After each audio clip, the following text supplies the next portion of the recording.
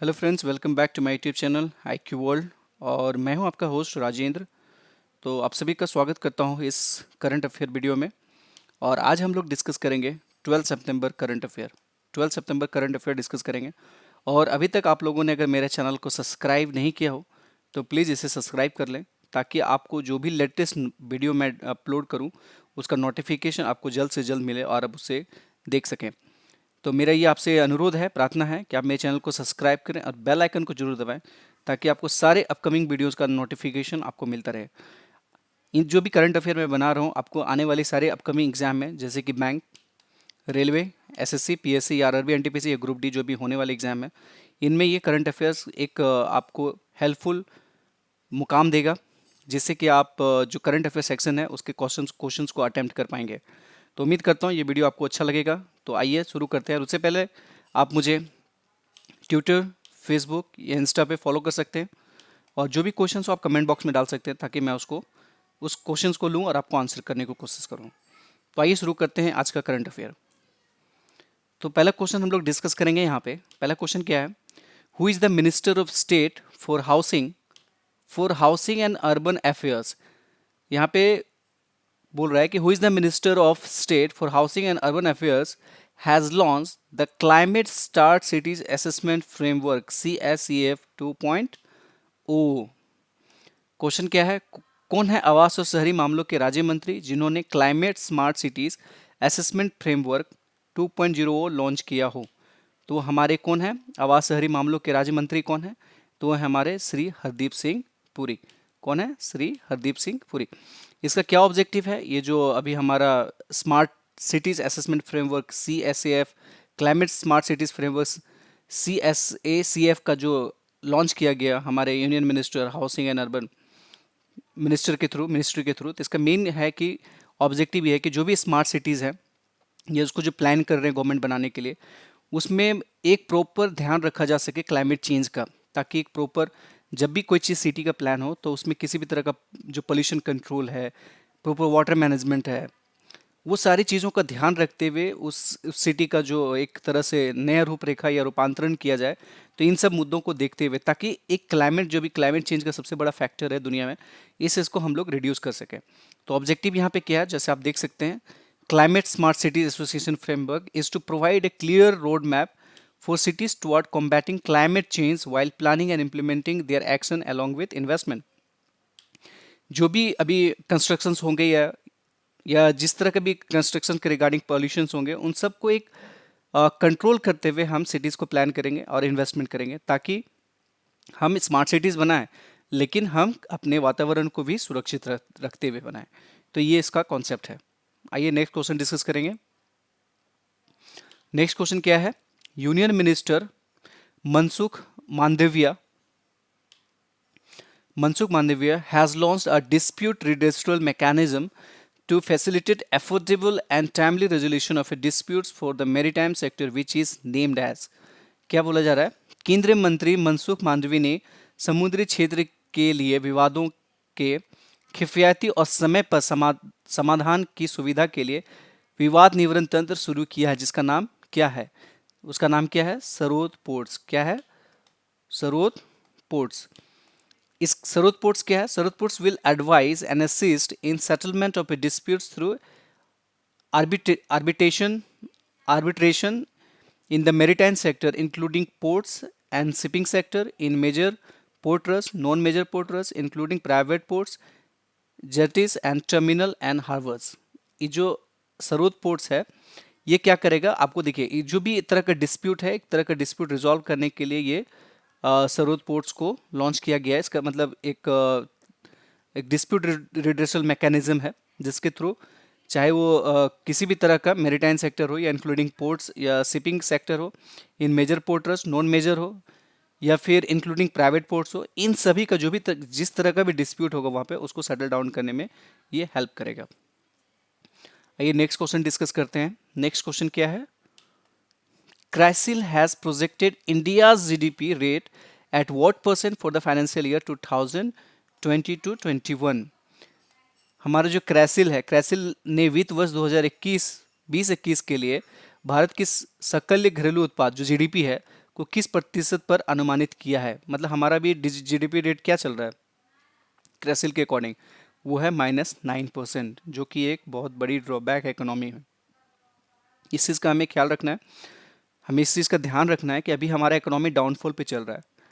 तो ये क्रेसिल का अनुमानित है कि -9% जीडीपी का भी जो डाउनफॉल है ये 2000 जो वित्तीय वर्ष 2020-2021 में रहेगा।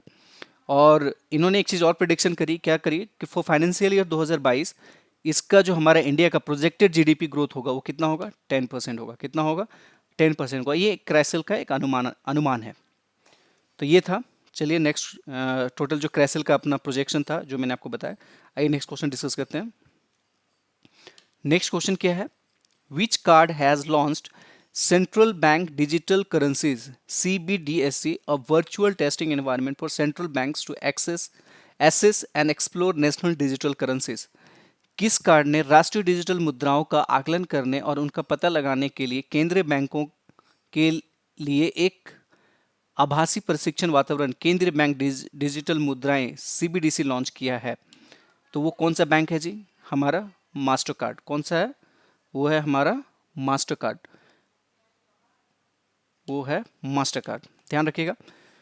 मास्टर कार्ड के जो हमारे CEO हैं वो कौन है? अजय बांगा जी इसके CEO हैं। अजय बांगा जी CEO हैं। और हेडक्वार्टर कहाँ है मास्टर कार्ड का? वो है न्यूयॉर्क में। कहाँ है? न्यूयॉर्क में। ये दो चीज़ें ध्यान रखिएगा। CEO हैं अजय बांगा जी और हेडक्वार्टर्स कहाँ है इसके? न्यूयॉर्क में। आइए नेक्स्ट क्वेश्चन डिस्कस करते हैं। नेक्स्ट क्वेश्चन क्या है? Which bank has launched a new product named iStartup 2.0 to cater to the banking needs of startups and entrepreneurs? इसका मतलब क्या हुआ कि स्टार्टअप और उद्यमों की बैंकिंग जरूरतों को पूरा करने के लिए किस बैंक ने आई स्टार्टअप 2.0 नाम से एक नया उत्पाद लॉन्च किया है? तो वो कौन सा बैंक है? वो है हमारा ICICI बैंक। किस बैंक ने ये चीज़ लॉन्च किया है? आई स्टार्टअप 2.0 ये ICICI बैंक ने लॉन्च किया। आई स्टार्टअप 2.0 से क्या इनका एक माइंडसेट क्या है बैंक का, ताकि ये जो स्टार्टअप और उद्यमों जो भी हमारे नए एंटरप्रेन्योरशिप है या जो भी स्टार्टअप लाना चाह रहे हैं उनको ये आई स्टार्टअप 2.0 के थ्रू इनको हेल्प आउट करेंगे, उनको एक नई दिशा देंगे। तो ये एक इनिशिएटिव है ICICI बैंक का, जो कि जो भी अगर आप कोई बिजनेस प्लान कर रहे हैं तो आप आई स्टार्टअप के तहत अपने बिजनेस को एग्जीक्यूट करने के लिए यहाँ से लोन या फिर इनसे गाइडलाइन ले सकते हैं।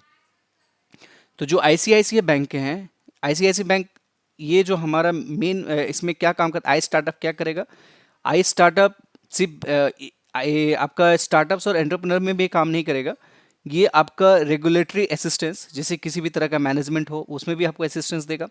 एनालिटिक्स, जो भी चीज़ें आप एनालाइज करना चाह रहे हैं, जैसे कि अपने बिजनेस को लेकर आप सपोज कोई बिजनेस प्लान कर रहे हैं तो उसका फ्यूचर क्या होगा या फिर उसका अभी क्या मार्केट है, मार्केट वैल्यू अभी करंटली क्या चल रहा है, उस प्रोजेक्ट के अकॉर्डिंग आपके विजन के अकॉर्डिंग आने वाले समय में क्या उसका फ्यूचर रहेगा, इस चीज़ का कंप्लीट एनालिसिस वो देगा। और आपको स्टाफिंग, अगर आपने स्टार्टअप शुरू कर दिया है तो आपको एक स्टाफ कैसे रिक्रूट करना है या फिर कैसे स्टाफ को मैनेज करना है, इन सब चीज़ों में भी हेल्प करेगा। और अकाउंटिंग, अगर आपको पैसे की लेन देन या फिर अकाउंटिंग सेक्शन का भी डिपार्टमेंट दिखाना है तो इसमें भी आई स्टार्टअप 2.0 जो ICICI बैंक के द्वारा ये स्टार्ट किया गया है, इसमें आपको मदद मिलेगी। ICICI बैंक का हेडक्वार्टर कहाँ है? ICICI बैंक का हेडक्वार्टर है हमारा मुंबई में। कहाँ है? मुंबई में। और MD एंड CEO कौन है इसके MD एंड CEO है संदीप बख्शी। संदीप बख्शी जी इसके ICICI बैंक के MD एंड CEO हैं।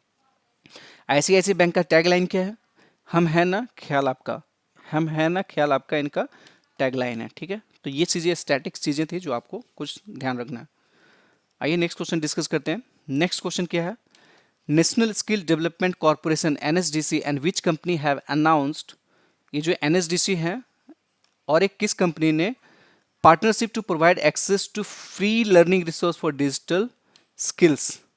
क्या बोल रहा है कि राष्ट्रीय कौशल विकास निगम जो NSDSC है और किस कंपनी ने डिजिटल कौशल के लिए मुफ्त सीखने की संसाधनों तक पहुंच प्रदान करने के लिए साझेदारी की घोषणा की है? तो वो कौन सा है? दूसरा जो हमारा कंपनी है वो है हमारा लिंक्डइन। कौन है? LinkedIn.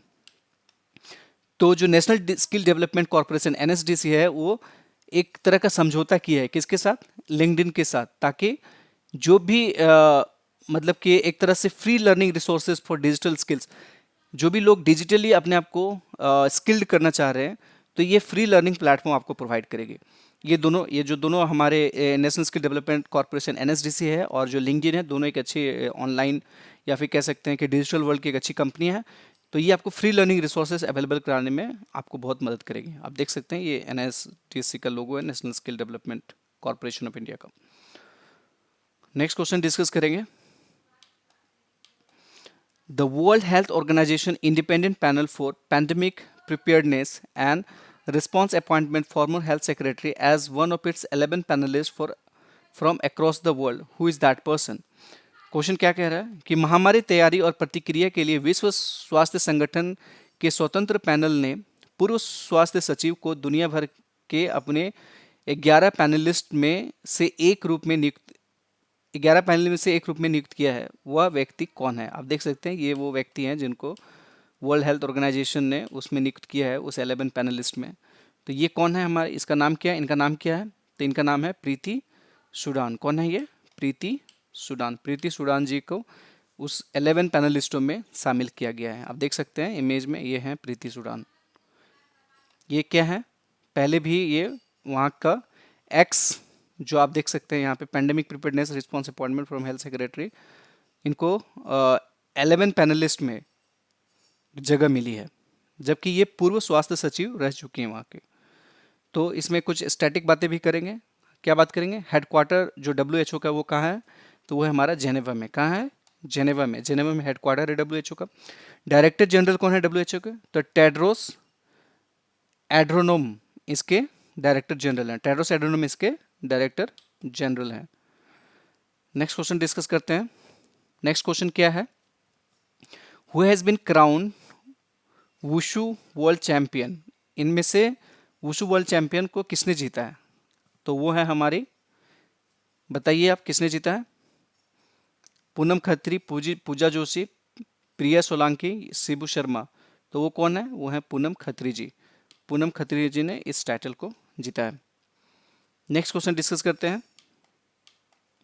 The first batch of 5 Rafale fighter jet was formally inducted into the Indian Air Force on 10 September 2020 at which Air Force station? जो हमारा फर्स्ट बैच 5 रफाइल इंडिया में आया था, वो कौन से एयरबेस स्टेशन पे उसको 10 सितंबर को इंडक्ट कर दिया गया है? तो आप देखिए यहाँ पे कौन कौन है। ये Jaipur, Adampur, Bathinda, Ambala.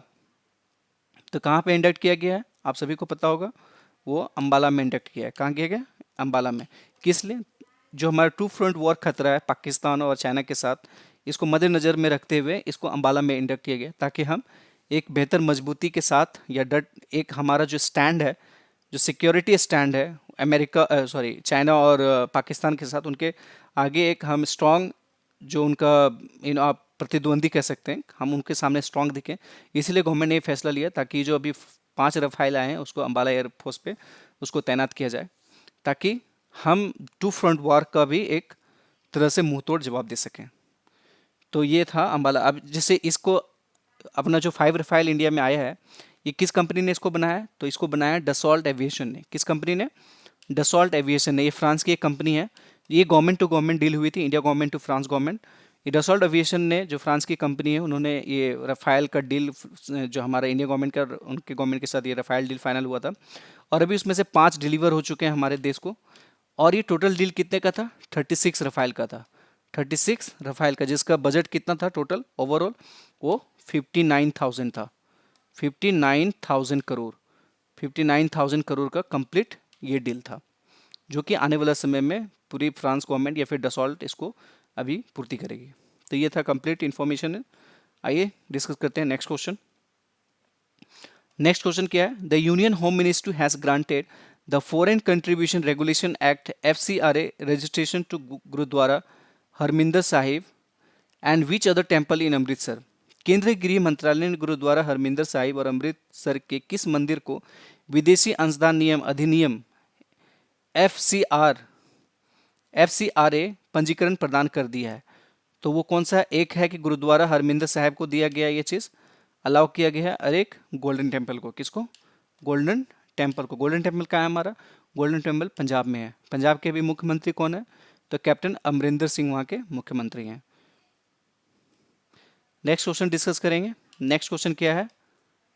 Hubli railway station in Karnataka will now be known as, अभी हुबाली रेलवे स्टेशन कर्नाटका में उनका रीनेम किया गया है, अब उसको किस नाम से जाना जाएगा? तो बताइए, उसको जाना जाएगा श्री सिद्धारूढ़ा, आप देख सकते हैं सिद्धारूढ़ा स्वामी जी रेलवे स्टेशन, इस नाम से उसको जाना जाएगा। श्री सिद्धारूढ़ा स्वामी जी रेलवे स्टेशन से इसका नाम चेंज करके जो हुबाली रेलवे स्टेशन था उसका नाम श्री सिद्धारूढ़ा स्वामी जी रेलवे स्टेशन कर दिया गया है। ये था। अब नेक्स्ट क्वेश्चन डिस्कस करेंगे हम लोग। नेक्स्ट क्वेश्चन ये है क्वेश्चन ऑफ द डे, जो आपको आंसर करना है कमेंट बॉक्स में। Which state of India has reintroduce Deendayal Antyodaya रसोई स्कीम? दीनदयाल अंत्योदय रसोई स्कीम किस स्टेट ने फिर से लॉन्च किया है? ये आपको कमेंट बॉक्स में इसका आंसर करना है और ज़रूर कीजिएगा। मैं उसका, अगर आपको कुछ और भी क्वेरीज हो तो आप कमेंट बॉक्स में ज़रूर पुट कीजिएगा, मैं उसका आंसर करने की कोशिश करूँगा। और ये था प्रीवियस डे क्वेश्चन जो मैंने आपसे पूछा था। Sundarban national park is located in which state of India? तो किस स्टेट में लोकेटेड है सुंदरबन नेशनल पार्क? वो है हमारा वेस्ट बंगाल में। कहाँ है? वेस्ट बंगाल में। तो दोस्तों ये इस क्वेश्चन का जरूर आप लोग आंसर कीजिएगा कमेंट बॉक्स में। मैं उम्मीद करता हूँ कि ये वीडियो आप लोग को बहुत अच्छा लगा होगा। अगर वाकई आपको अच्छा लगा है, कुछ जानने को मिला है, तो प्लीज़ मेरे चैनल को जरूर सब्सक्राइब कीजिए। इससे ये होगा कि आपको जो भी लेटेस्ट नोटिफिकेशन है वीडियो का वो आपको मिलेगा, ताकि आप नए वीडियो को देख पाएंगे। तो आपसे ये अनुरोध है, मेरा रिक्वेस्ट है कि मेरे चैनल को लाइक कीजिए, सब्सक्राइब कीजिए और कमेंट कीजिए। अगर आपको कोई सजेशन है तो मैं उसको फॉलो करूँगा। और इसी बात से मैं आज अलविदा लेता हूँ आपसे, और उम्मीद करता हूँ कि आप सब लोग अच्छे होंगे और अच्छे रहिए और स्वस्थ रहिए। So bye bye, take care, have a good day.